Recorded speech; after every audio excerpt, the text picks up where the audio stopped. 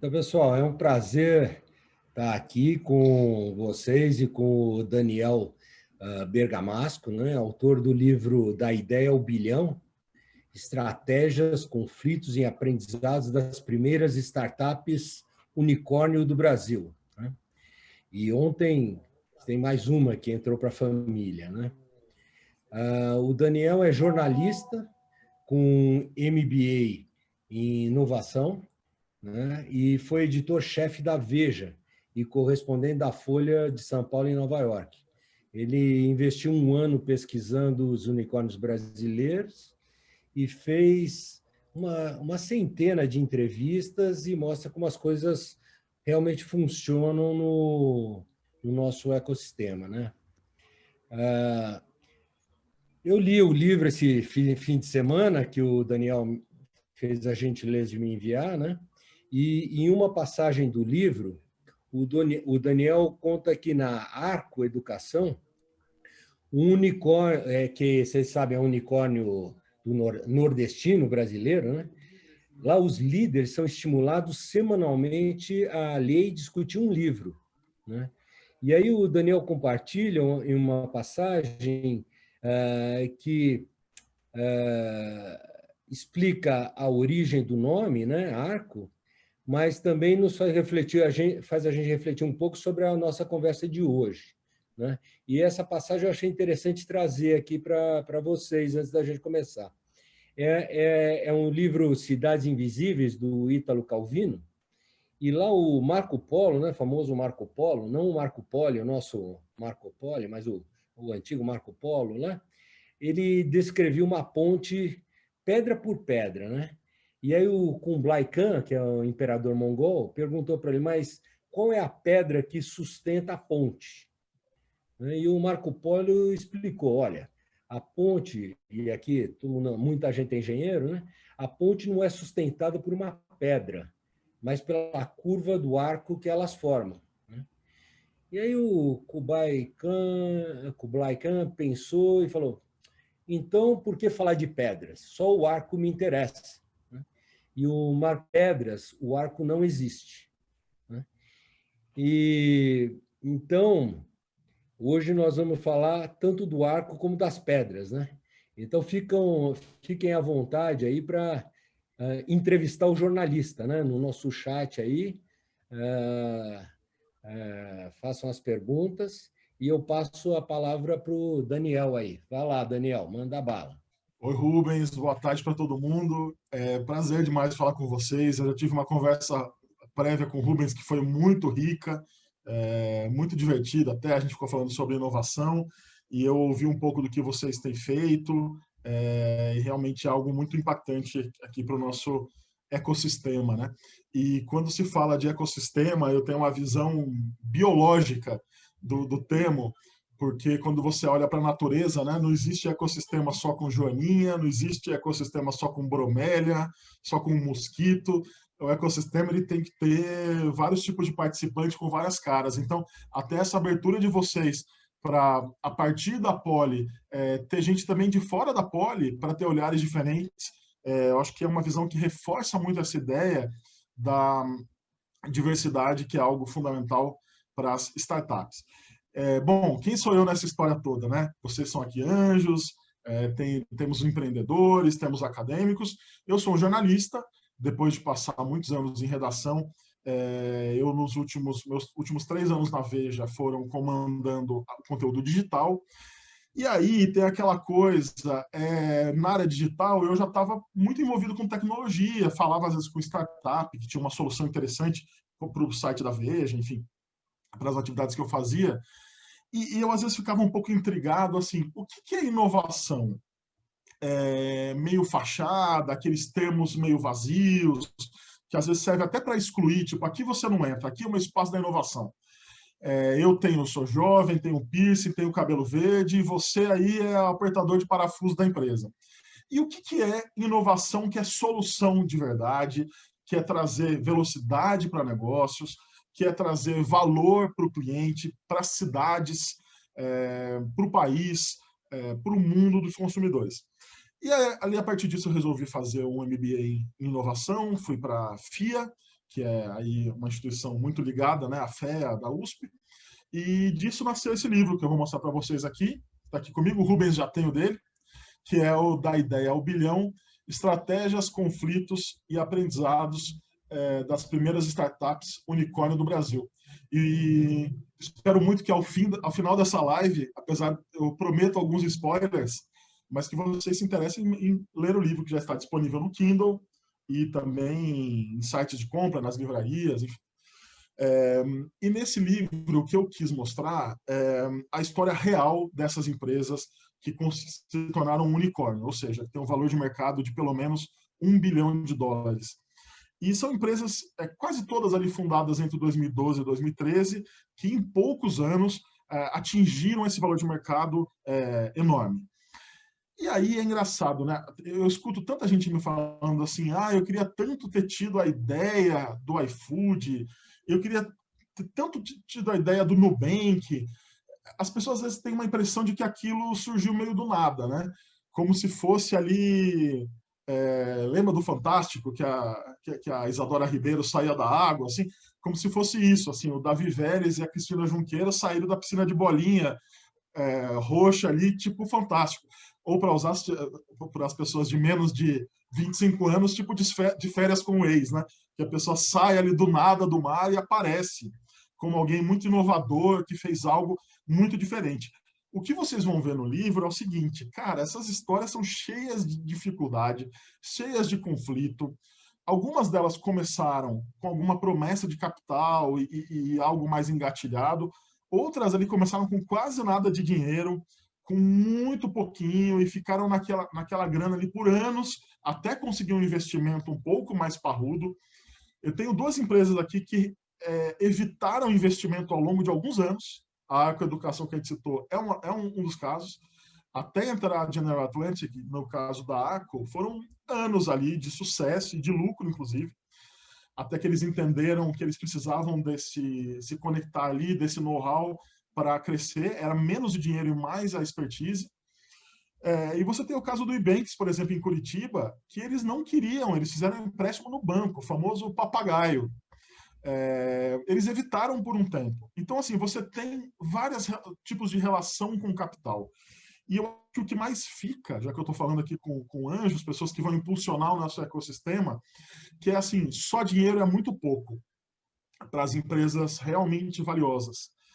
Só dinheiro para empreendedor que tem... Eles precisam de dinheiro, mas eles querem algo mais. Eles querem conhecimento, eles querem conexão, e eles querem, de certa forma, ter ajuda para validar a ideia e construir aquilo de alguma forma. Então, tenho muita curiosidade de participar de uma reunião de vocês presencial, quando isso for possível, e se isso for possível, mas é algo que vale a pena a gente se atentar, assim. E aí, gente, falando da vida real, né? São empreendedores com histórias diferentes, cada um tem gente de várias partes do país. Eu acho que falta uma diversidade ainda de cor da pele, falta uma diversidade de gênero. Eu conto ali, nessas 10 startups unicórnio, tem duas fundadoras, que são a Cristina Junqueira do Nubank e a Monique, que fez a transição de gênero dela recentemente. Não foi quando já não estava mais no dia a dia da Móvel, apesar de continuar sócia, mas tem uma diversidade de lugares do país bem interessante. Tem baiano, tem paranaense, tem gente... E aí acho que tem histórias, você vê o Ibanks de Curitiba começou depois de um acidente de paraquedas do fundador, do CEO, Alfonso Voit. Ele estava com um problema, quebrado, sem dinheiro, se joga de um avião ali, não sei quantos pés de altura, e se esborracha no chão. Era um cara que adorava esportes radicais, tinha feito cerca de 1000 saltos, e a partir dali começou, disseram que ele não andaria mais, e ele falando, se eu não andar, eu sobrevivi, já está valendo, eu vou conquistar tudo, mas da maneira obsessiva do empreendedor, continuou firme. Tem gente que teve que passar por uma dieta radical, e passou tempos ali comendo só ovo cozido. Teve gente que teve fusões ali com muita briga, fusões de startup. O Rubens, que leu o livro ali, deve ter se atentado ali à história da Móvel. Cara, a Móvel é uma empresa gigante. Ela tem o iFood ali, uma participação majoritária no iFood, e tem o Simpla, que é de ingressos para shows, enfim, eventos online, a venda online de ingressos, né? Agora fazendo algo para eventos online mesmo nessa pandemia, mas a ideia é colocar as pessoas dentro dos shows, enfim. Tem o Play Kids, que já socorreu muito pai em momentos ali que quer deixar o filho com tablet, mas com conteúdo de qualidade, com curadoria. E você, dentro da Móvel, que é uma empresa que tem vários negócios diferentes, aquilo surgiu de uma fusão de um grupo do Rio de Janeiro com um grupo de Campinas, então super distantes, cada um deles tinha ali expertise em aplicativos e funções do celular, na época do celular tijolão, antes dos smartphones, e aí é um caso de empresa que começou antes da média das outras, e quando eles fizeram essa fusão, eu não sei se tem alguém aqui do Rio de Janeiro ou de Campinas, mas quando eles me contavam a história, eu achei a história muito clichê. Eu achei que estavam descrevendo os cariocas e os campineiros então, assim, paulista e carioca de uma maneira muito de estereótipo. Mas conforme eu fui fazendo as entrevistas, é exatamente o que aconteceu. Chega, eles fazem a fusão da empresa, duas empresas importantes da área de celular, mas pequenas, vão se juntar e daí cria a Móvel. E o primeiro momento dessa fusão é um churrasco na cidade de Campinas, em que os cariocas vêm de ônibus, bebendo, comprando cerveja a cada ponto de parada, a cada posto de gasolina. Quando eles chegam em Campinas, está todo mundo de Campinas ouvindo uma música baixa e com a camisa por dentro da calça. E daí chega o pessoal de regata, de camiseta, já calibrado ali pelo álcool, alguém grita assim: ninguém bebe a água de Campinas. Numa suposta piada super homofóbica ali, falando sobre essa história da cidade. E assim começou a empresa. Um dos fundadores olhou para a cara da outra empresa e falou: cara, isso não vai dar certo. E realmente não deu no começo, deu muito errado antes de dar muito certo. As culturas ali se chocaram, cada um tinha o seu fuso horário. O pessoal de Campinas gostava de acordar cedo e terminar cedo, o pessoal do Rio de Janeiro ficava até tarde, varava a madrugada, mas também chegava mais tarde. Todo mundo começou a se boicotar, até que eles juntaram todo mundo. Olha a vontade de fazer dar certo, né? Que é aquele negócio, tem problema, gente, vocês vão ver no livro, vai ter problema o tempo inteiro, vai ter cada coisa. Só que os caras juntaram e falaram assim: ou a gente resolve isso que nem adulto, ou a gente vai pro buraco. E eles se juntaram no Hotel Fazenda, uns 3 dias, com a ajuda de uma consultoria, porque tem algo importante nessa história, que método não é brincadeira, tem método e prática de gestão para resolver as coisas. Se juntaram com um método, com a ajuda de uma consultoria, e refundaram a empresa, definiram os valores, que ali é gente firme, né? Que é gente, o F é foco no cliente, enfim, tem as palavras que formam gente firme.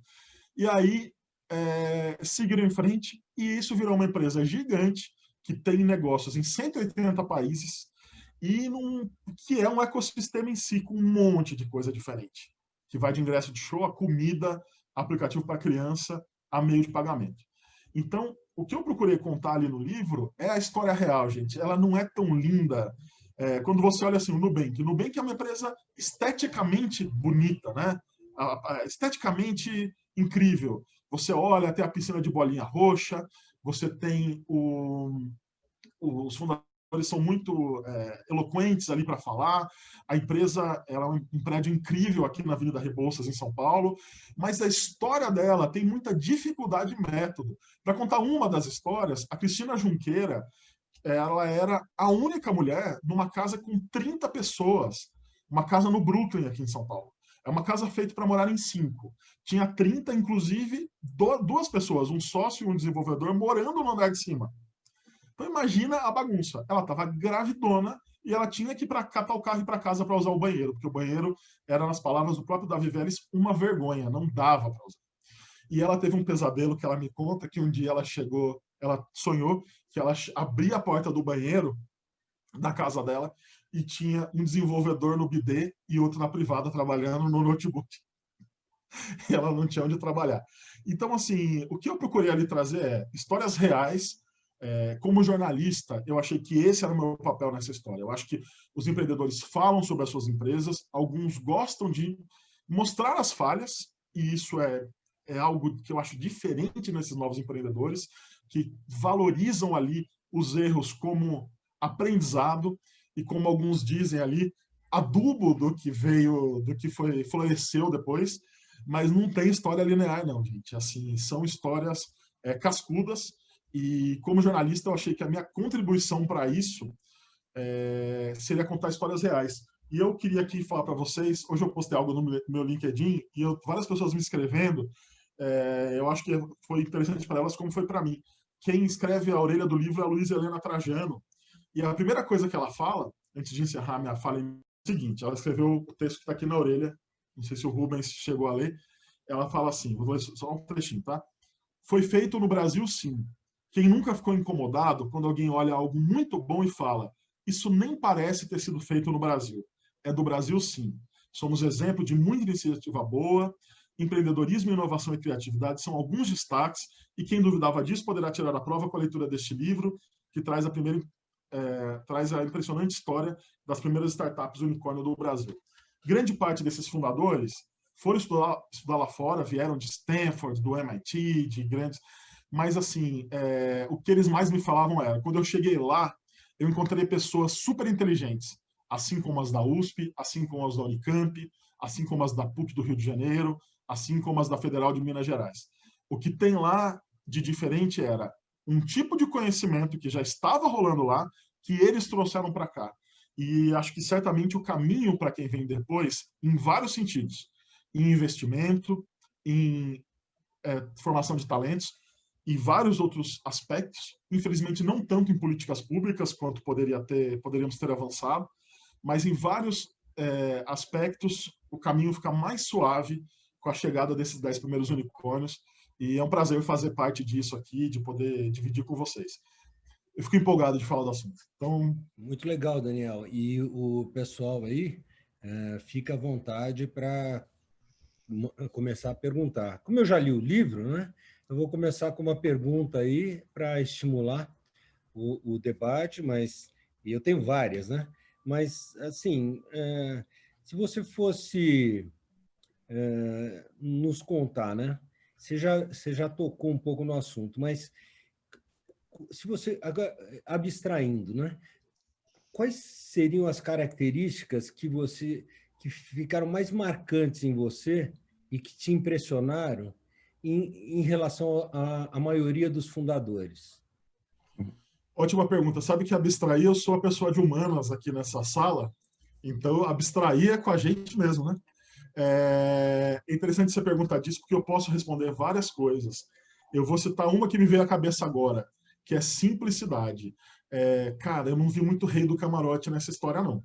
Eu vi cara preocupado nas entrevistas para mim em falar muito mais da empresa, do negócio, em tentar na entrevista colocar como aquele negócio é legal e está resolvendo um problema, do que ficar necessariamente falando de si mesmo. Eu sou jornalista, fiz 40 anos agora na quarentena. Eu já entrevistei muita gente, e muita gente da área de negócios. Essa característica, até quando você vai à empresa e vê que o CEO da Log, que é uma empresa, poxa, enorme, está resolvendo um problema de logística ali, super importante, que ele toda terça-feira se senta ali num café, isso não está no livro, tá? Que se senta ali no café e todo mundo pode falar com ele, e ele vai ficar acessível na terça-feira de manhã. Eu estou falando desse ponto. Quando eu olho que das 10 empresas, em 9, os líderes da empresa não têm sala própria, eu vou te falar, eu já tive sala, eu adorei ter sala, achei ótimo, eu misturava mesmo assim, e agora com a pandemia deve ser bom ter uma salinha protegida, né? Mas também achei bem interessante o jeito que eles se misturam no meio de todo mundo. Tem empreendedor ali que não tem nenhum lugar fixo, cada hora ele senta do lado de alguém. A pessoa toma um susto, né? Tá lá trabalhando, olha, tem o CEO, aparece do lado ali. O quinto andar acontece isso. O André Penha ali, que é o CTO, me falou isso. Ele falou, eu assusto um pouco as pessoas, mas a simplicidade, no geral, não vale para todo mundo. Eu não estou falando que todo mundo é super humilde, super simples. Não, tem perfis diferentes. E assim, gente, não tem startup desse unicórnio, nenhum unicórnio foi fundado por elfo, por gnomo, todas foram fundadas por gente. Então, assim, também acho importante dizer isso, porque parece... eu não quis com o livro passar a impressão que essas pessoas elas têm um chip diferente e que realmente o resto é o apertador de botão, como eu estava falando. Não, são seres humanos com suas questões e tal. E até por isso tem prática de gestão e método para você trazer resultado diferente. Então, eu vou falar da simplicidade. Agora, só para dar outras respostas aqui, bem mais breves, obsessão, porque paixão, o sonho, tudo isso é lindo. Só que eu achei esse pessoal bem obsessivo para fazer dar certo. E aí a obsessão ela tem um pacote um pouco mais complexo do que o sonho, né? Eu não sei vocês quando vocês avaliam. Na verdade, aqui diante desse pessoal aqui, eu queria estar perguntando, mas já que eu estou aqui nessa posição de responder, que também é interessante, eu fico pensando que você mostra o sonho, contagia, é interessante. Mas parte disso, eu acho que ele está dentro de um pacote da obsessão que às vezes dá tudo errado, ninguém se encantou com o seu sonho, ninguém está nem aí para você.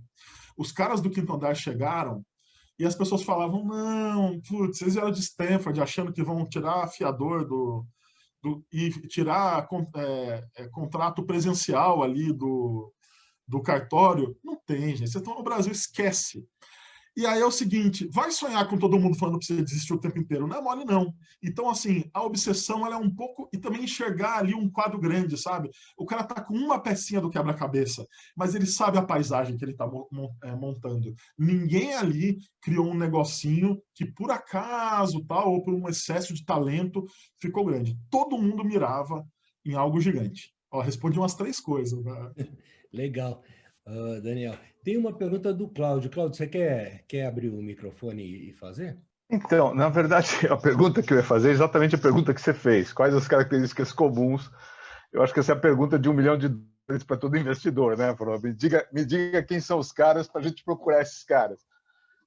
Mas é fantástico você estar compartilhando a história de pesquisa aí, porque eu acho que interessa a todo mundo. A gente acaba sempre escutando uma história ou outra, né? Esses casos ficam famosos, mas eu acho eu fiquei com vontade de ler o livro. Então, a pergunta que eu tinha que fazer era a que já foi feita, se até você puder desenvolver um pouco mais, além de simplicidade, obsessão e visão, que eu acho que são características que fazem todo sentido do mundo. Se tem mais alguma coisa que chamou atenção.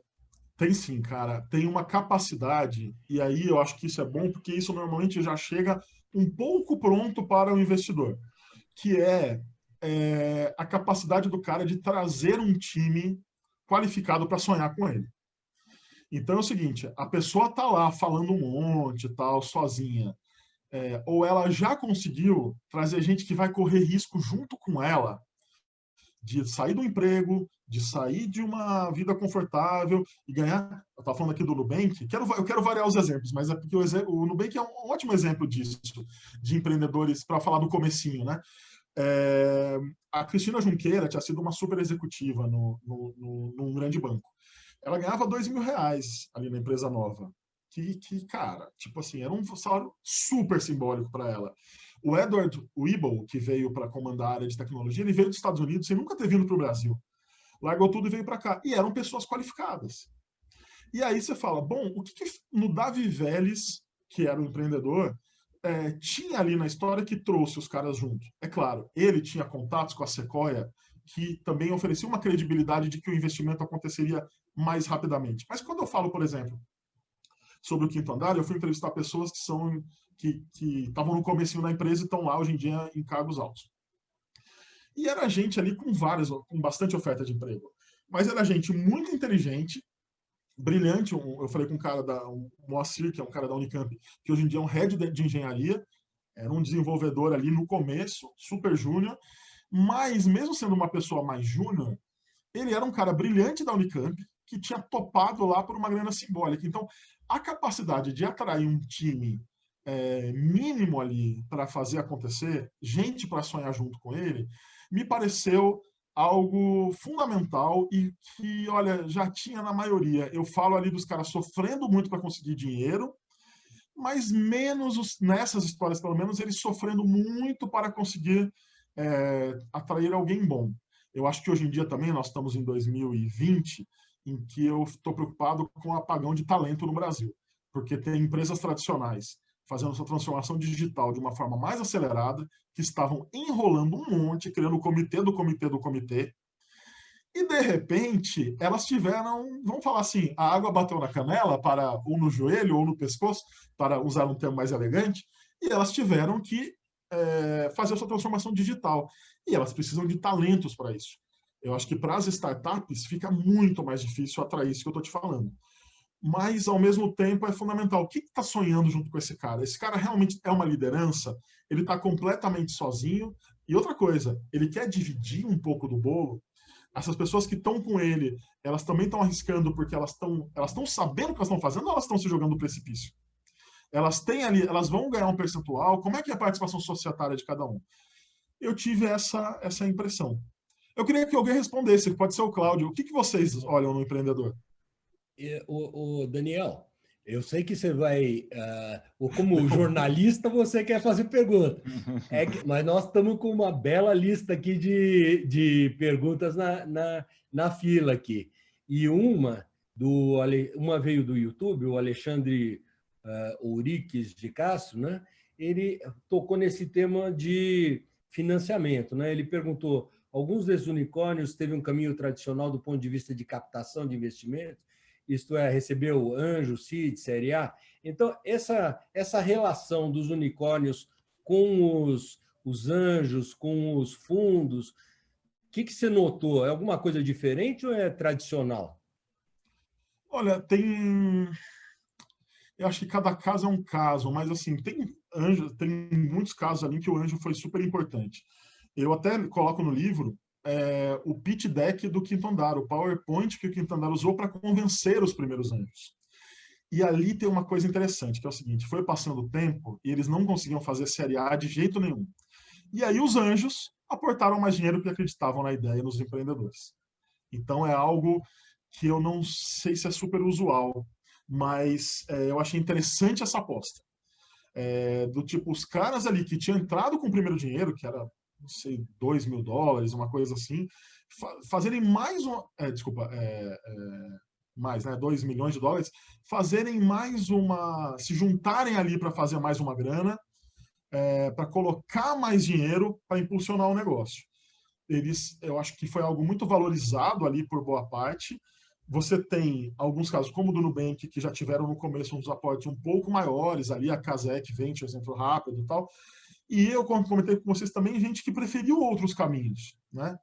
Porque cada startup nasce de um ponto de largada. A Arco Educação, por exemplo, era uma escola super boa de Fortaleza, uma escola privada, que colocava um monte de gente na USP, no ITA, no IME, e daí, a partir disso, o filho do dono da escola, neto do fundador da escola, resolveu criar uma empresa a partir disso. E aí ele foi e tal, e já tinha um ponto de partida e demorou um pouco para entrar o primeiro investidor. Mas é isso, os anjos são história, são parte importantíssima de vários desses negócios, sim. Legal. O Ricardo tem uma pergunta aí, né, Ricardo? Oi, Daniel. Obrigado aí pela explanação, muito, muito legal. Mais do que a explanação, é o seu entusiasmo de como colocar o assunto. Isso também cativa e motiva a gente. Fala da característica, né, das pessoas, tudo. Eu quero puxar essas características voltadas para o ambiente de negócio. E eu entendo que muitos deles vieram através da obsessão, de uma resiliência da própria dor. Você, nas conversas, nas entrevistas, identificou que essa obsessão era muito mais por um sonho e atrair outras pessoas externas a vir a esse sonho, ou eles já tinham clareza do modelo de negócio ou da solução que eles tinham para atingir ou solucionar alguma dor específica? Nossa, Ricardo, excelente pergunta, porque sabe que é um ponto que eu fui descobrindo ao longo do tempo. Engraçado, o jornalista é igual adolescente. A gente acha tudo, o jornalista tende a achar tudo meio, não vou falar ridículo, mas meio assim, a desconfiar, entendeu? O jornalista tem essa pegada.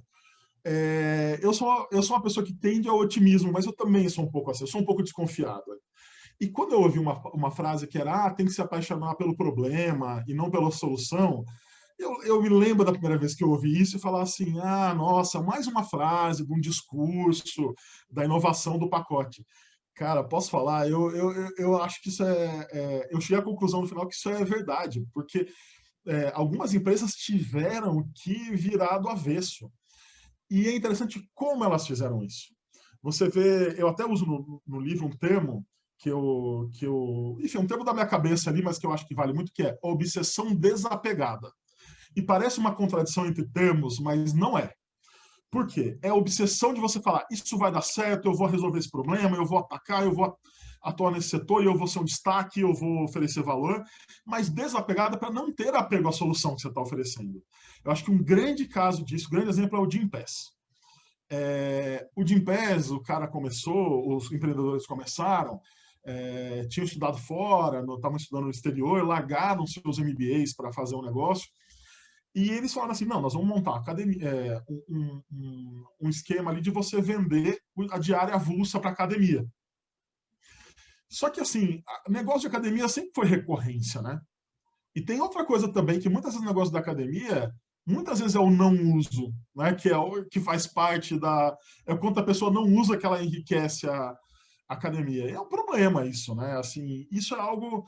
Na era da nova economia, essa história da remuneração pelo não uso é algo que tem que ser muito repensado, porque, cara, as pessoas cancelam as coisas de uma maneira muito fácil. Tem até startup para isso. Startup para cancelar as coisas para você.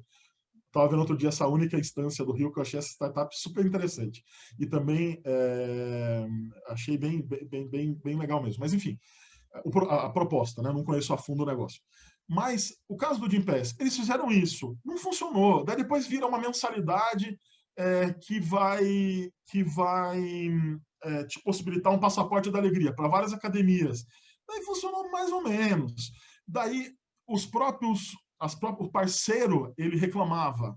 E assim, gente, o parceiro ele tem que estar saudável na história, porque você vê o Gympass agora, a força dos caras para manter as academias de pé, porque se acabar a academia, eles fazem o quê? Né? Assim como o iFood com o restaurante, precisa estimular o restaurante mandar bem, depende disso. Mas enfim, voltando.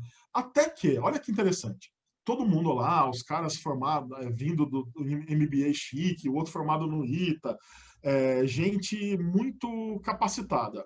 Olha o que muda a empresa. Chega um e-mail na caixa de entrada ali do Gympass com uma analista do RH da PricewaterhouseCoopers falando, vocês não fazem isso como benefício corporativo? Está muito desigual, porque cada praça, cada cidade tem de um jeito e tal. Então os caras assim, opa, podemos fazer. E esse foi o modelo em que o Gympass se encontrou com benefício corporativo. Porque olha só, olha como a coisa ficou equilibrada. No livro eu conto em detalhes, tá? Aqui fica um spoilerzão, mas eu já falo, tá? Ler direito a história, tá lá no livro. Eles conseguem formar um triângulo em que é assim. Eles pegam funcionários da empresa que não necessariamente fazem academia e falam, olha, tem aqui subsidiado para vocês. Eles pagam uma parte pequena. Você traz cliente novo para a academia. E aí as academias falam, pô, agora sim, porque antes você estava me matando. Quando você vendia ali um passe, você estava concorrendo comigo. Agora eu trouxe cliente novo, eu trouxe valor novo, eu trouxe um dinheiro que não estava na história. Só que o que eu acho interessante dessa história é assim, e aí tem a ver com a obsessão e com tudo, e com cultura, né?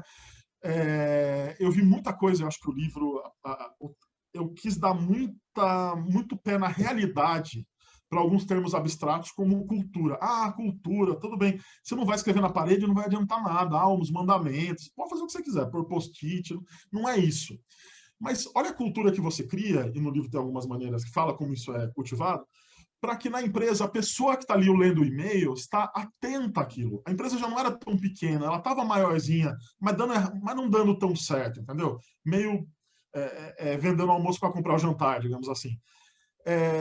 Não é metodologia do MIT, não é uma técnica de dados ali, de inteligência artificial, é um ser humano que leu um e-mail e falou, tá, isso aqui é importante. E se você não tem essa cultura de fazer todo mundo sonhar junto com você, cara, quantas empresas vocês conhecem que as pessoas mal leem os e-mails, que o telefone toca e ninguém atende? Eu lembro, eu sou jornalista, uma coisa que me irrita muito é em redação o telefone tocando, as pessoas não estão atendendo. Pode ser o furo da sua vida. O Enem, quando o Estadão deu o furo do Enem, aqui falando um pouquinho de jornalismo, a repórter que fez é minha amiga, cara, foi um telefonema para o Estadão, que fez o Estadão descobrir que o Enem tinha sido fraudado. Eu já dei furo de telefonema, que eu atendi o telefone. Para vocês, eu estava na Folha, padrão está saindo da Globo. E era como se falasse o William Bonner tá saindo da Globo, não fazia o menor sentido naquela época, entendeu? E foi o furo. Então, assim, essa coisa, essa cultura ali, também respondi bem longo, né? Mas é importante. E eu acho que a obsessão, ela faz parte, sonhar junto, envolver as pessoas no sonho, como o Ricardo tinha falado, faz parte nesse tipo de resultado. Boa. Ô, Daniel, seu xará, eu pulei. Desculpa aí, Daniel. Eu Imagina, estava na Rubens. fila, mas vai lá, pergunta para o xará aí. Opa, fala aí, Xará. Bom, primeiro eu queria agradecer aí, porque hoje a gente tem acesso a muitos documentários, né, dos empreendedores lá dos Estados Unidos, do Netflix, do Facebook, do Steve Jobs, enfim, a gente consegue ver um documentário lá e ver exatamente a história. E o que eu mais vejo, assim, nesses documentários é que é menos metodologia e mais obsessão. Quando você assiste esses documentários dessa primeira leva, né, que você comentou, agora aqui o seu livro, né, vou até comprar, porque realmente eu entendo que o Brasil tem uma realidade diferente e a pergunta é, o que você vê, né, nesse estudo, o que você viu de diferente do perfil aqui dos brasileiros, porque eu já não acredito tanto em metodologia, eu acredito mais em obsessão. Ou se você acredita que isso converge ali e tem uma intersecção, porque realmente você contou esse lance de Campinas também, enquanto o pessoal não se juntou e não varou as noites num hotel, isso para mim já foge um pouco de metodologia, entendeu? Então eu queria ver seu ponto de vista e essa comparação entre o pessoal, o perfil de lá e o pessoal dos empreendedores brasileiros. Muito bom. Daniel, você está com uma cadeira gamer? Tô. Cara, meu sonho, muito, muito boa. Tô fazendo live que as pessoas usam. Cara, eu acho que tem uma convergência, assim. Eu acho a metodologia muito importante, assim, para vários momentos. Eu vou te dar um exemplo. De novo, o quinto andar aqui. Prometo variar mais os... É que são 10, cada hora eu estou mais focado em um. O quinto andar, como é que nasceu o quinto andar? Não foi uma maçã que caiu na cabeça dos caras, eles saíram correndo para realizar. Eles estavam em Stanford, eles falaram o seguinte: vamos ver, eles queriam, os dois se encontraram, o André e o Gabriel, e quiseram ser sócios. Acharam que seria interessante eles serem sócios. E aí, assim, vamos pegar uma lousa e colocar a palavra o que enche o saco no Brasil. Fizeram um brainstorm. Isso aqui é exercício de design thinking. E foram lá ver isso. Aí, aluguel. Pô, alugar um imóvel é muito chato no Brasil. Aí muda, apaga a lousa. Por que o aluguel é uma merda? Porque tem isso, porque tem aquilo, porque tem fiador, porque eu vou sentar na plataforma de imóveis, as fotos são nojentas muitas vezes. Quem nunca procurou imóvel, daí tem lá assim, aquele sabonete pela metade, a tampa da privada levantada.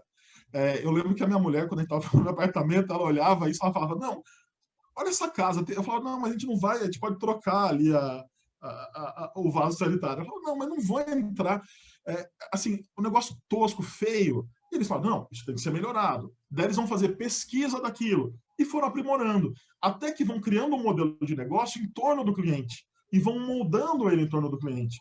Então, assim, a obsessão para realizar, a mão na massa, a correria, o improviso muitas vezes, a gambiarra, em alguns momentos, ela é fundamental. E é empreendedor brasileiro, gente, não dá para fugir. Você tem umas histórias. O Ebanks, por exemplo, quando eles queriam trazer investidores, eles achavam que a equipe tinha tinha pouquíssima gente. Eles trouxeram figurantes para a empresa, para os investidores.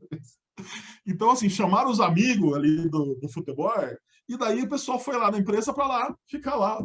Tô aqui, ó, trabalhando. Aqui é o Oliveira do financeiro. Não tinha. Mas isso é uma... Tem assim, essa característica de você improvisar, alguma criatividade, apesar de ser um pouco... não ser uma coisa assim que unânime, né? Mas é importante. Mas tem muita técnica, muito método na história, sabe? E tem histórias que eles mesmos inventam que eu acho que vira a própria técnica, assim. Então, o caso da Móvel, eles falam, a gente tem transatlântico e jet ski nessa empresa. Então, eles têm a figura de linguagem que eles usam, que eu acho ela libertadora para você entender que empresa grande também pode inovar. Porque aqui eu estou falando com anjos, pensando em startups, eles querem descobrir quais são os bacanas. Mas pensa também, esse aprendizado, e aí nós estamos falando de ecossistema, esse aprendizado, quanto ele é importante para uma empresa grande, pensar que você pode ter um projeto transatlântico, que ele é grande, você não pode mudar ele de repente, porque senão se ele afundar, o estrago vai ser enorme, mas você tem o jet ski, que ele toma um caldo, já levanta rápido, é mais ágil e tal. Então, eles têm, assim, essa diferenciação dos projetos. Quando o iFood começou a fazer prato ali a R$ 10, o loop, a coisa baratinha, fizeram primeiro com um pequeno grupo, para entender o que ia acontecer, quais eram os impactos não previstos, se ia ter adesão ou não, para ir aperfeiçoando. Era um jet ski. Deu errado, está testado com pouca gente. Então, assim, e o que você falou dos documentários, eu acho que sim, existe uma tentativa de narrar as coisas de uma maneira épica, às vezes até como Jornada do Herói, né, que o herói quase morre, depois... E é verdade, essas histórias eu também... Eu acho que o meu livro, assim, eu gosto muito de cinema. E eu escrevi ele o tempo inteiro pensando, cara, isso seria um filme, isso seria um filme, isso seria um filme. Eu tento narrar dessa maneira, inclusive. Eu já fiz muito curso de roteiro e eu gosto de escrever dramaturgia, mas a verdade é que isso, recheado com história real de empresa, sabe? Tem muito método na história. Tem muita prática de gestão além de método. Legal, Daniel. E a gente está com uma fila grande aí, tem o Fenê, o Cláudio Coracini, o Eu vou ser mais Rubens, conciso nas respostas. Então, vamos lá, Fenê. Oba, fala, Daniel. Desculpa, a minha câmera travou, né? Então, vai só por voz. Daniel, né, de método, você falou de obsessão, mindset, né, as características. Queria ver, quer dizer, a minha curiosidade é, nessas conversas que você teve com esses unicórnios, com essas pessoas, qual que é o papel do acaso, da serendipidade, e que conclusão você chegou nisso? Quer dizer, é claro que tem método, é claro que tem tudo isso, e se você tem uma boa história para contar. Você começou quase a contar do Gympass, né? Se é que tem, né? Tem algumas. Ai, meu Deus, o que eu falo aqui? Porque tem várias histórias, e a gente apura tanto, ouve tanta gente. Olha, eu acho que o acaso, ele normalmente surge mais ferrando do que ajudando, assim, nas histórias que eu ouvi, pelo menos. Então, a Móvel, por exemplo, ela fez um projeto que eu lembro que era o Facebook que tinha lançado uma interligação ali entre YouTube e Facebook, era possível fazer. Eles investiram muito tempo e dinheiro nisso, e quando eles foram lançar, o Facebook tirou o recurso e aquilo foi para o espaço, eles perderam muito dinheiro. Eu acho que, em acaso, vamos pensar, cara, eu acho que, por exemplo, vou falar um caso péssimo, tá? Péssimo, horrível, que é esse ano que a gente está tendo difícil para todo mundo, em que muita vida foi perdida, em que pessoas passaram por problemas de psiquiátricos a financeiros, mas como tudo vem num combo, neste contexto, cara, imagina a Arcoeducação, por exemplo. A Arcoeducação, ela é uma empresa de educação que é sistema de ensino, né? Tem alguns sistemas de ensino ali dentro dela, algumas soluções que envolvem muita tecnologia. Isso vai de aula online, de EAD, até Big Data ali sobre o desempenho dos alunos, para você melhorar o desempenho.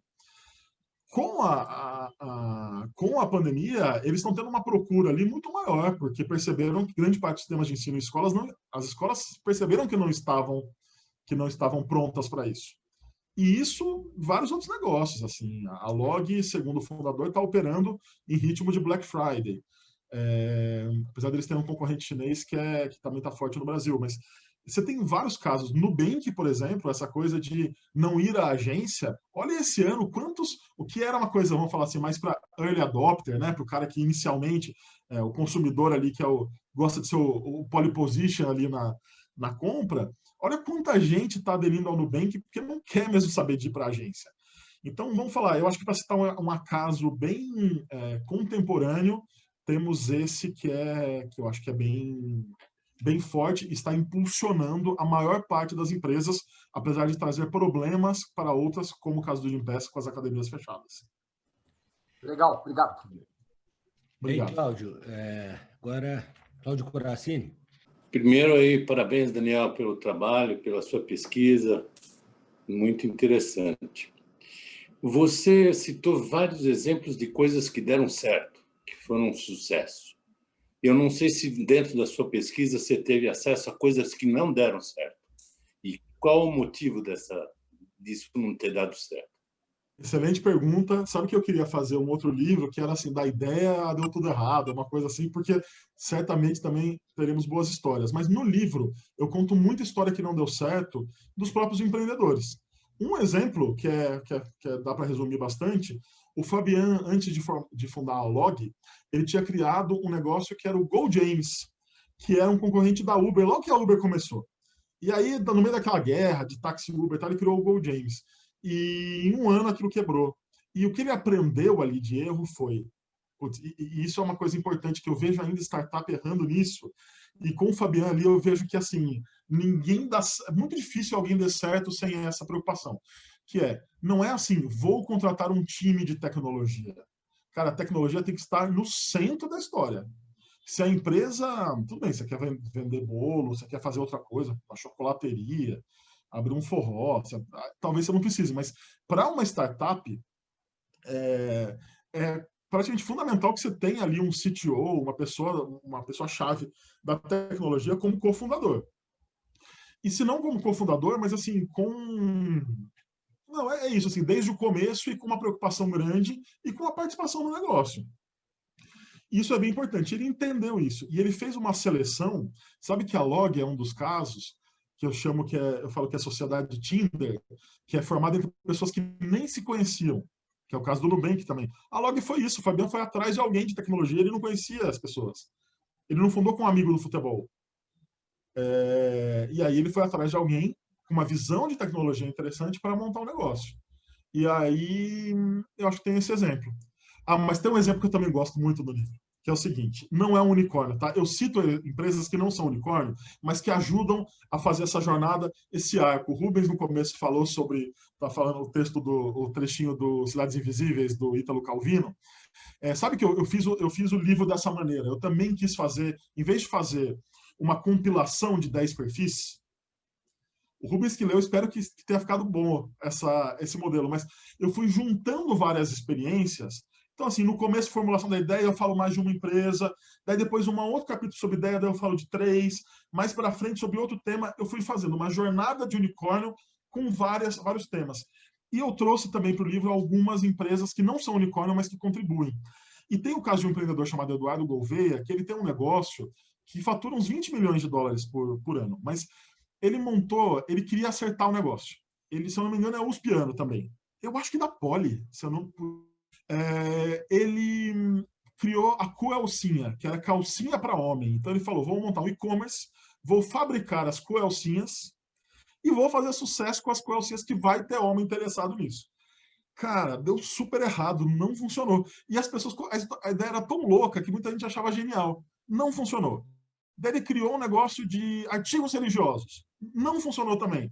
Até que ele criou um negócio mais louco ainda, que mais gente achou uma ideia péssima, que era um e-commerce de coroa de flores. E o negócio bombou. Tinha o nome de Coroas para Velório, agora ele mudou para Laços para Sempre. E por que bombou? Pelo mesmo motivo do Jim Pass. Ele resolveu o problema de empresa, que tem que mandar coroa de flor no Brasil inteiro. E não pode ficar cadastrando cada floricultura como fornecedor, precisa de um fornecedor só. Ele não sabia que ele não sabia que esse seria o modelo. Mas a empresa deles tem assim, grandes bancos. Morreu um cliente, e manda. E eu vou falar para vocês, eu usei o serviço agora na pandemia, por motivos super tristes ali, e não podia ir ao velório. Funcionou muito bem, você sabe a hora que chegou. Então, eu também conto alguns exemplos ali. O exemplo da coelcinha deu errado, mas a coroa para velório, o e-commerce, deu muito certo. Porque ele estava resolvendo... Essa história de resolver o problema da empresa, esse rolo de fornecedor, assim, lembrar que o Brasil é muito burocrático, é fundamental para dar certo. O próximo da lista aí é o Rui Guarnieri. Daniel, prazer aí, hein? Rui. Rui. Daniel, usando um pouco a sua experiência aí na área de humanas, sua formação na área de humanas também, não é? Você teve a oportunidade de conversar muito com todos os fundadores. Né? Uma coisa que sempre nós, como anjos, acabamos buscando muito é um bom time de fundadores. E nós temos notado que quase todas as as que viraram unicórnio, têm fundadores que passaram pelo exterior. Pode ter se formado aqui na Unicamp, na USP, ou foram fazer mestrado, ou foram fazer doutorado fora, né? Você acha que esse estudo deles fora, esse fato de ter vivido no exterior, de alguma forma, alterou a forma deles pensarem? Ou seja, porque tecnicamente eu acho que a nossa base é muito boa. Você falou de USP, falou de Unicamp, de várias outras aí, Unesp, coisa. Nós temos ótimas escolas com ótima base técnica. Você acha que o fato do estágio no exterior alterou a forma de pensar deles de algum modo? Por que todas têm pessoas que, de alguma forma, fizeram um MBA, alguma coisa assim fora? Nossa, eu estava com essa dúvida, Rui. E isso era até um incômodo que eu tinha. Eu falava assim, cara, para fundar um unicórnio, você tem que necessariamente ir para fora, né? Tem fundadores que não foram, que foram depois fazer cursos, mas que quando montaram, o Fabrício Bloise, que é uma figura importante ali, presidente, CEO do iFood atualmente e presidente do conselho da Movile, a formação dele aqui na Unicamp, ele fez um mestrado na GV e tal. E aí o professor Jacques Markovic, que é um especialista em empreendedorismo, que foi reitor da USP, ele matou a história ali, que ele me falou o seguinte: na história do empreendedorismo brasileiro sempre foi assim. A primeira leva, você olha a industrialização do Brasil, ela foi formada por gente, especialmente, não apenas, mas especialmente por gente brasileiro que foi para fora e voltou com conhecimento de inovação, e aí a importância de método e de prática, e por estrangeiros que vieram para cá para empreender, porque também tem isso. Eu tenho ali o Fabiano, que é francês, o Davi Vélez, que é colombiano, tem alguns gringos ali na história. Tem empresa que não é unicórnio, mas Acreditas, por exemplo, fundada por estrangeiro. E o Jacques me falou isso. Ele me passou ali a lista de empreendedores numa época de industrialização do país. Também foi assim, a primeira leva, e até por isso, assim, você tem muito mais filho da elite do que a história de empreendedor que a gente sabe, de empreendedor maravilhoso que começou com uma carrocinha de alguma coisa e foi crescendo e virou um negócio maravilhoso e tal. Na primeira leva, a história era assim e a história se repete. A minha aposta agora é que, assim, poxa, é muito importante estudar fora, mas tem muito conhecimento aqui também. As universidades estão se preparando, o conhecimento que vocês estão trazendo. Esse bate-papo, a pessoa que quer mergulhar na inovação, ela tem acesso a isso. Cada vez vai ser menos diferente o acesso que ela vai ter ao exterior. Cada vez vai estar mais parecido, porque aqui as pessoas estão mais conectadas com o que acontece nos Estados Unidos e na China também. Então, você olha, especialmente porque você tem investidores. Então, SoftBank, por exemplo, o investidor que está no portfólio do SoftBank, ele tem um diálogo mais rápido com investidores do mundo inteiro investidos pelo SoftBank. A Movile, por exemplo, o Fabrício Bloise, tem acesso aos empreendedores da China. Então, a coisa está muito mais junto e misturada. Me permite um comentário nessa linha? Aliás, o Rui fez a pergunta muito parecida com o que eu ia fazer, né?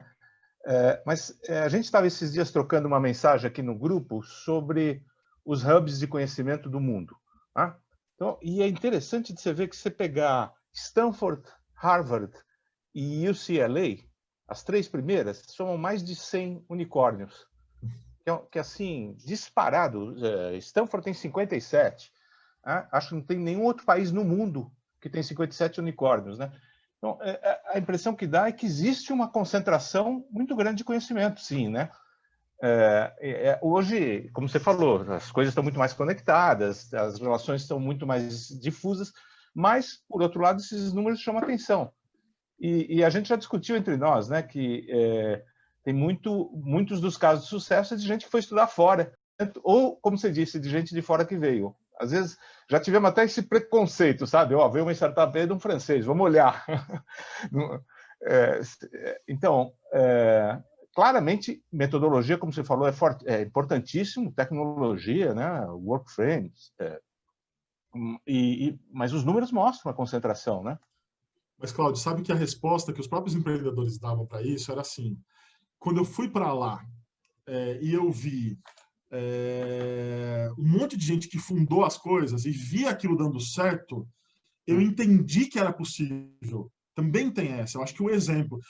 A gente está falando aqui de casos que vieram de uma primeira leva que não tinha em quem se inspirar. Ainda acho que estudar fora quem pode fazer esse investimento é um excelente investimento nas universidades de ponta, né? Tá em Stanford ou tá na China nesse momento, que é um país também ali, um celeiro de unicórnio gigantesco, é super importante, mas o caminho está um pouco mais suave na medida em que você tem as empresas, você tem a 99 sendo feita aqui, você tem a Stone sendo feita aqui. E isso, eu acho que você tem, por uma segunda leva, você pode ir ganhando um pouco mais de diversidade. Agora, em número de unicórnio, vamos lembrar que no ano passado, o Brasil foi o país, empatado com a Alemanha, o terceiro país que mais criou unicórnio. Muito longe da China e dos Estados Unidos, muito longe. Mas vamos falar assim, mas à frente de um monte de outro país, à frente do Japão, à frente de Israel, que é conhecido como Startup Nation. Não sei se vocês conhecem esse livro.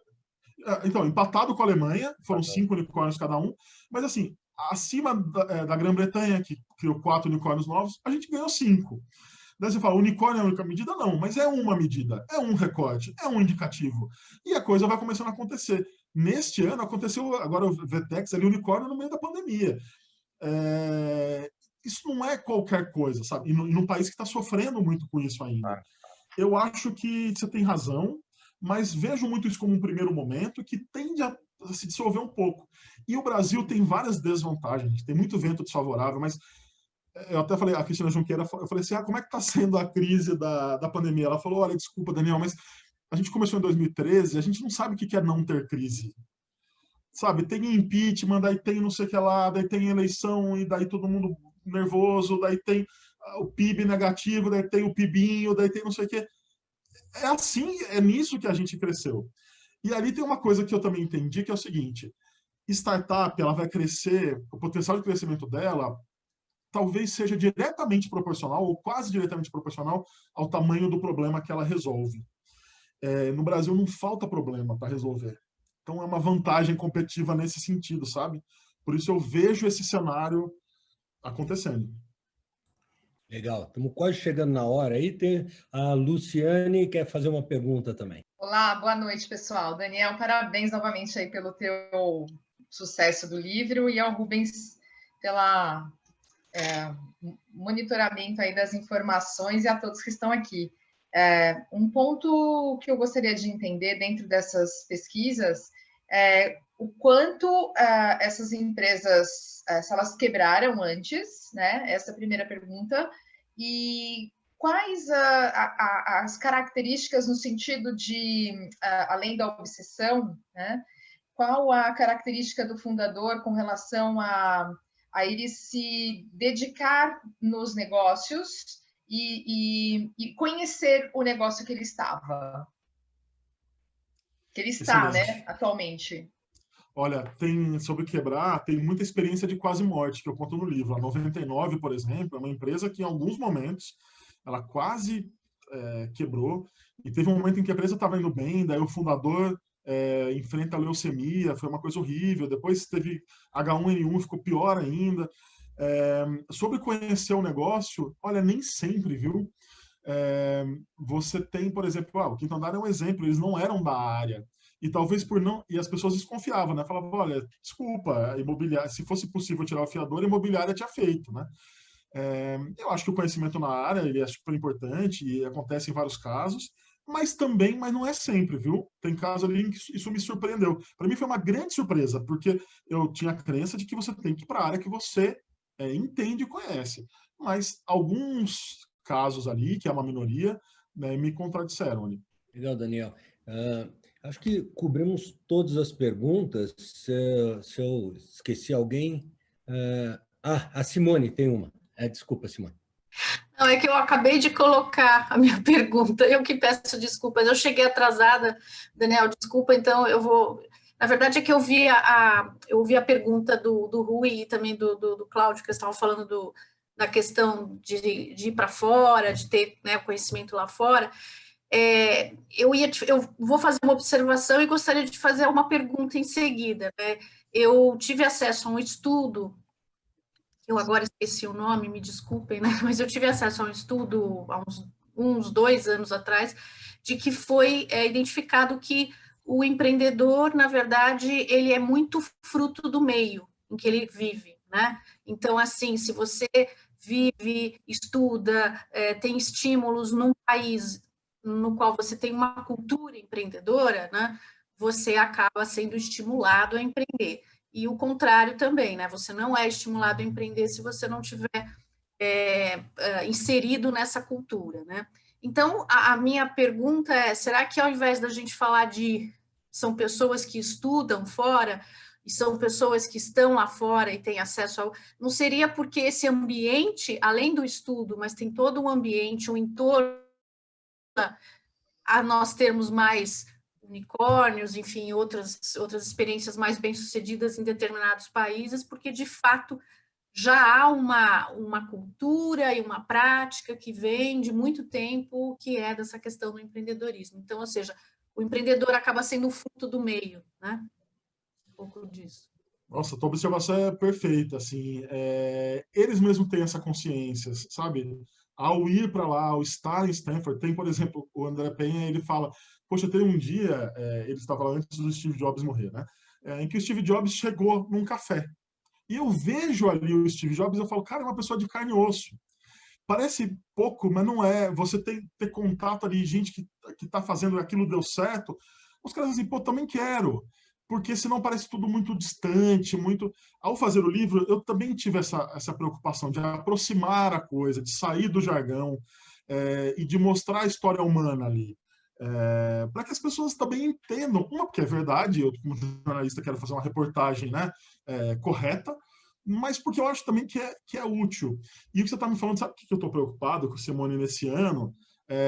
Alguém falou que eu sou entusiasmado, então eu vou falar que eu sou mesmo, mas eu também eu fiquei tão entusiasmado por esse meio que eu tenho uma preocupação muito grande nesse ano, que assim, que é o apagão de talentos no Brasil, no sentido não quando eu digo talento, eu digo profissionais preparados, tá? Porque tem muita startup surgindo, muito empreendedor querendo fazer acontecer no Brasil inteiro. Só que tem uma disputa por talentos. Cara, hoje em dia o teletrabalho avançou 10 casos com a pandemia, né? Então o cara está aqui trabalhando como desenvolvedor para uma startup da Alemanha, ganhando em euro. Eu fiz uma série de lives eu acho muito legais essas comunidades de startups que rolam no Brasil inteiro. Então tem o Jerimum Valley em Natal, o Rapadura Valley no Recife, o Sandwich Valley em Bauru e outras.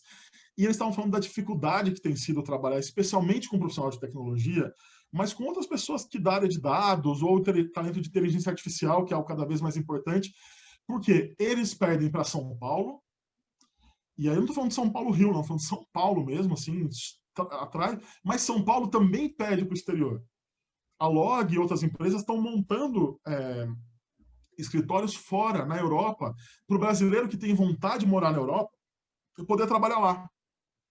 Então, eu acho que falta política pública, é importantíssimo, a gente está no ano de eleição municipal, educação superior não é tema só de governo federal, é tema também de prefeitura, incubadora, a Móvel surgiu ali, a parte do Fabrício, uma incubadora da prefeitura de Campinas, você olhar, oferecer um ambiente nacionalmente mais favorável, colocar essa discussão, quanto tempo a gente perde com discussão inútil no Brasil? Eu não preciso nomear, gente, está na cabeça de todos vocês, né? Cada um vai pensar nos seus 3 exemplos, para eu nem ter que pensar o meu. Discussão que não leva a nada. E aí, as discussões importantes, a gente está deixando de uma maneira secundária. Eu quero ver a eleição municipal. Falar de inovação, política de inovação, é falar de emprego, de desenvolvimento, de renda e de não ser... eu acho que tem um monte de discussão também sobre tecnologia, sobre o trabalho, o futuro do trabalho.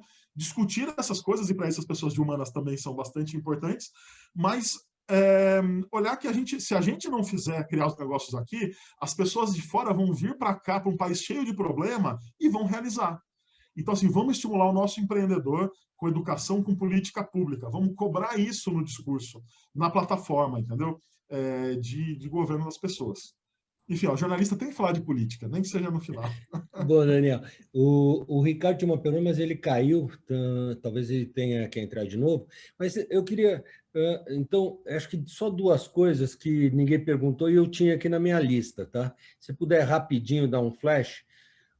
Uma coisa que você relata bem é o novo papel do RH nessas empresas, né? Principalmente quando elas entram na fase de scale-up, né? A loucura que fica a vida do RH e o novo papel que o RH desempenha, que é muito estratégico. Então, se pudesse falar um pouquinho disso. E também, amanhã nós temos uma live sobre o ecossistema chinês de inovação. E você dá vários exemplos de coisas que deram certo e deram muito errado, as startups tentando entrar no mercado chinês. Então, se pudesse tocar nesses dois assuntos, eu acho que seria legal para a gente dar uma encerrada. Vamos lá, a área de pessoas é uma área super quente nas empresas agora, nessas scale-ups. Aquela figura do RH tirador de pedido, sabe? Que você chega lá e fala, eu quero uma pessoa assim, assado, o cara anota e vai atrás. Quando muito, né? Quando não é só... tem empresas em que o RH é pura burocracia, isso aí, assim, isso já era, assim. O RH, a área de pessoas, não serve para todas as empresas, tá? Não é que toda empresa é assim, mas é uma tendência muito forte. A área de... Eles às vezes gostam de chamar área de pessoas, área de people, pode ser o nome que for, gente, gestão, tem vários termos, mas essa pessoa de RH, ela se senta na mesa, toma a decisão junto e ela propõe. Para fazer isso que vocês estão querendo, a gente tem que tirar essa pessoa desse lado e colocar aqui. Para fazer isso, você tem que ter uma política para a empresa ser ágil, uma política de reconhecimento que enxergue o que a empresa realmente precisa como entrega. Quantas vezes você já ouviu falar de empresa falando, tem que ter olhar de dono? Bonito, todo mundo quer que o funcionário tenha olhar de dono. Mas peraí, gente, a empresa fala isso, e o dono? Vale a pena ter o mesmo olhar que o dono? O dono tem um olhar que vale a pena ser repetido? E aí eu te falo, distribuição, por exemplo, de ações, ter esse tipo de política ajuda a envolver, transparência. O Nubank teve um ano em que eles estavam com um ano ótimo, ia mudar uma regra no Banco Central que ia acabar com a empresa. E na véspera do Natal, pertinho, não é dia 24, né? Pertinho do Natal, tinha um evento do Davi Vélez com todo mundo. E ele subiu no palco e encarou ali e falar, olha, gente, se acontecer isso mesmo, a nossa empresa vai quebrar. Então a gente está nessa luta. Olha a política de transparência. Outra coisa, na ecoeducação, você pode ser chamado para contratar o seu chefe junto com você, junto com o RH, junto fazer parte da banca. Quantas empresas fazem isso? Então, assim, você quer estimular o olhar de dono, e aí a pessoa tem que entender por que ela não vai para o cargo, né? Às vezes ela é uma analista que está subindo, ela vai virar um gerente, mas precisa de um diretor agora mais parrudo de uma empresa maior, porque é isso que a startup se tornou, e ele vai ser envolvido. Esse valor ali, outra coisa, pergunta anônima para o CEO, isso eu vi em muitas empresas. Enquanto, igual a gente está fazendo aqui, que surge pergunta anônima, feita pela empresa, e as pessoas podem votar na pergunta para o CEO responder. Não é fácil fazer isso. Eu também sou gestor, eu sei que não é fácil expor dessa maneira, mas é algo que está cada vez mais sendo colocado. Você quer ter o olhar de dono, você quer esse envolvimento, desculpa, quer rir, tem que fazer rir, não é isso que fala no Tropa de Elite? Então é muito essa história. O que você entrega para o olhar de dono? E aí sobre a China, cara, sobre a China tem dois exemplos, né? Um que eu não vou dar esse spoiler aqui, mas tem um gigante chinês que tentou comprar uma... Rubens, não me entrega aqui. Que tentou comprar um unicórnio brasileiro. Em segredo, ninguém sabia, é uma revelação do livro, que eu fiquei feliz de poder falar. Conto ali quanto ofereceu. Bom, vou falar, são 100 milhões de dólares, era uma transação, e eles não queriam vender de jeito nenhum. E foram para a China, que falando que pela cultura chinesa, segundo eles, você falar não na cara, e era o maior cliente deles, seria algo muito deselegante. E aí eles foram para a China para tentar explicar, mostrar, ajoelhar no milho e falar com muito cuidado, até que o outro lado falou assim, já entendi, vocês estão felizes, nós estamos felizes, não precisaram falar não. Essa história é boa, e tem outra história boa também, que a 99 percebeu que para brigar com a Uber, ela tinha que se associar a alguém gigante, e se associou a Didi Chuxing, chinesa. E aí a Didi participou do negócio, eles cresceram juntos, Foi ótimo ali esse encontro, mas ele foi muito, muito conflituoso, de culturas, entre os fundadores daqui, as pessoas que vieram de lá, até que a Didi quis comprar a empresa, rolou uma pressão, tem versões diferentes, as pessoas ali do negócio estão na Didi acham que foi tudo muito natural, os fundadores falam, reclamam um pouco da pressão ali, mas é uma história bem, olha, essa história é bem conflituosa, assim. Tem um cara que me falou, pô, chegou um unicórnio de Troia aqui para investir na gente, porque se sentiu ali um pouco surpreso negativamente com o que veio. Mas são duas experiências com a China, da 99 dessa outra empresa, que vocês vão ler no livro, e quando eu falo que eu tenho uma cabeça, às vezes, de cinema ali, mas ao mesmo tempo quis colocar método, é porque a vida real, gente, ela é cheia de emoção mesmo. Então, tem acidente de paraquedas, como eu falei, tem briga, tem churrasco que dá errado, mas tem muita emoção. Tem gente uma pessoa relatou hoje que chorou numa parte que eu não imaginava que alguém fosse chorar, mas que é dos bastidores do IPO da Ecoeducação. O IPO da Estônia, uma empresa que eu não falei muito aqui, é sensacional, porque estava tudo para dar certo e nas vésperas eles fizeram, tem um hacker ali fazendo chantagem, um avião ali que chacoalha e quase cai com todo mundo. As histórias reais, elas são muito cinematográficas, realmente. Daniel, tá difícil da gente encerrar aqui, então acho que tenho que decretar, né, que a última pergunta, e eu acho que é do Rui, e que é o nosso parceiro aí da GPTW, que pergunta, acho que é sua, Rui, essa pergunta, quer fazer direto? Isso, pode ser. Bom, Daniel, primeiro, parabéns aí, fantástico. Acho que das dezenas de eventos aí que a gente já fez, eu considero que hoje foi o melhor aí. Parabéns, Daniel, parabéns, Rubens, aí pela organização. E, bom, eu estou aqui, sou investidor também e tal, mas talvez o meu grande desafio é como é que a gente leva, né, essas experiências aí das startups para as empresas tradicionais, né? Isso, para mim, é a grande questão que eu quero resolver ao longo do tempo, né?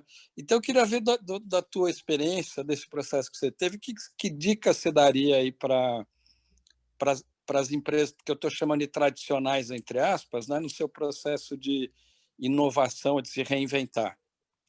Eu tenho uma primeira dica muito boa. Eu fiz esse livro pensando... Cara, essas coisas de conviver com o empreendedor, pega, viu? Eu fiz esse livro pensando não só em abrir caminho para as startups, mas para quem quer se conectar com a nova economia em várias formas. Então, feito comercial, sim, eu acho que a partir do momento em que a tecnologia ela é meio para você conseguir as coisas, e que prática de gestão é o que conta, tem muita coisa que essas empresas podem aprender. O jeito de tratar de pessoas, por exemplo, que a gente está falando do papel do RH, é um deles. O Ellison Lemos, que era diretor de operações da Móvel e foi para o Via Varejo, quando ele chegou ali no Via Varejo para ser CDO, né, Chief Digital Officer, ele, na negociação, ele quis trazer o RH para debaixo dele. E isso não é à toa, é porque isso aqui é um jogo de gente. Muito mais do que tecnologia. Também tem muita tecnologia, é importante, mas assim, gente. Você olhar, o que eu acho também, assim, encarar o erro, para falar uma coisa, vai, porque eu me empolgo realmente e vou citando o meu exemplo, mas uma abordagem diferente do erro, uma abordagem mais estratégica. Entender que não tem ideia ruim, tem ideia não validada. Sabe aquela coisa assim, a ideia do estagiário é ruim. Gente, um e-commerce de coroa de flores é uma ideia boa? Ou então vamos pensar mais um pouquinho mais para trás. Entrar no carro de estranho, aceitar um copo d'água e uma balinha, era uma ideia boa antes de entrar a Uber? O Airbnb, os caras tiveram uma dificuldade para entrar numa aceleradora. Eu conto isso no livro ali. As pessoas falam, não, quem que vai se hospedar na casa de estranho? Olha o tamanho do negócio. Então, empresa tradicional tem muito isso, gente, de ridicularizar, aquele teatro corporativo. Não estou falando que todas as empresas são assim, tá? E nem todas as startups são diferentes. Mas eu tenho certeza que vocês aqui devem se identificar pelo menos um caso de empresa com o que eu estou falando. de ridicularizar, às vezes, a ideia boba, tal coisa. Cara, ideia boba, ideia ruim, é ideia não validada. Esse é um aprendizado que ficou para mim, até como gestor, de me abrir mais às ideias das pessoas, sabe? As estratégias propostas. E isso envolve tudo, da ideia inicial até o dia a dia, de você fazer teste. O Jim Pass tem uma coisa quase às cegas ali. Você pode testar a sua ideia, colher métricas, sem ficar validando com muitos estágios da hierarquia, sabe? E aí você vai crescendo, crescendo, crescendo. Ah, e outra coisa. E aí, lembrar que agir desta maneira, dar autonomia tal, também tem efeitos colaterais. Claro que tem. Você vai dar autonomia para o cara testar um negócio. O cara faz ali, vou colocar o aplicativo do Jim Pass, vou colocar aqui lutas em cima de danças, por exemplo, e vou medir o resultado. Daí chega o vendedor na academia, o cara chega e fala assim, peraí, tá errado aqui, o cara não consegue explicar direito onde é que está o aplicativo. Nada é perfeito, não tem cultura perfeita, sabe? Achar que inovação é a palavra mágica, que você vai grafitar a parede, colocar comitê de inovação e a fada da inovação vai aparecer e resolver seus problemas, o elfo da disrupção, o gnomo do não sei onde.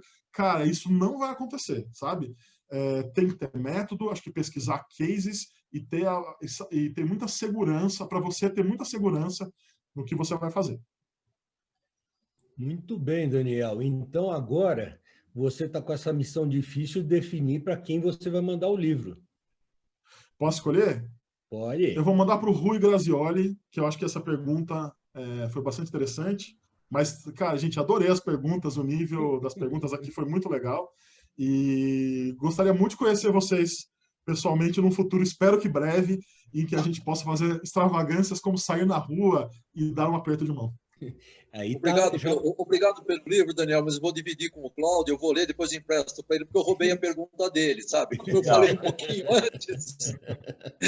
E, obrigado, Daniel, já fica então um convite para amanhã no mesmo horário, nós temos uma live, que também eu acho que vai ser bem legal, falando justamente do ecossistema chinês e como é essa relação das startups brasileiras com startups chinesas e também com fundos e investidores chineses. Então, fica aí o convite para todos e você, se quiser se juntar aí, é uma oportunidade aí para você atuar como jornalista e fazer suas perguntas. Opa, aí eu gostei. Gente, obrigado. Espero que vocês leiam, me adicionem no LinkedIn. Eu gostaria de ter contato com vocês.